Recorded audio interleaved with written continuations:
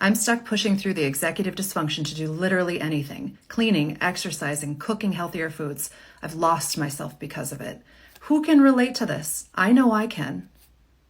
I've got some tips to help you move forward and feel less lost. I can feel the pain in this comment, and I want to thank you for sharing. I also see a lot of positivity here, and I want to tell you why. The positivity I see here is that you've got a name for what you're working with, and you know the things that will make you feel better that you want to get done. I hear and I have experienced that getting those things done is the hard part. So later on in this video, I'm going to take you through a mind mapping exercise of writing and drawing to help offload some of the cognitive load or some of the decision making and the effort that you're holding in your brain right now.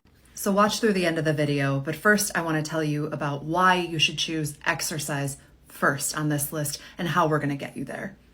So there is this fabulous study out on PubMed, the acute effect of exercise on executive function and attention, resistance versus aerobic exercise. So in this study, they say our main finding was that both resistance and aerobic exercise enhanced executive function and attention in young, healthy adults. Now, the study was about the difference between aerobic and strength. And so it goes on to say that in middle-aged folks, they found that the aerobic helped more.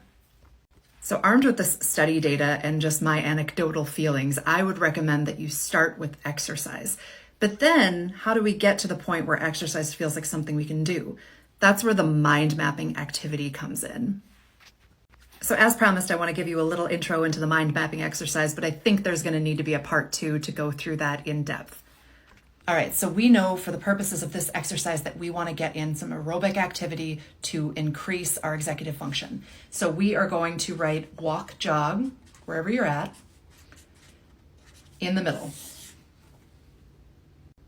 So the next step in this is we're going to go through all of the obstacles that prevent you from getting out for that walk jog, and we're going to log them here. I'll go through that in the next video on mind mapping, so like and follow for that. And again, this is not a substitution for medical advice. I am not a therapist. I'm certainly not your therapist, but I've learned a lot of things in my life and I want to help you. So I hope that this helps. Like and follow for part 2.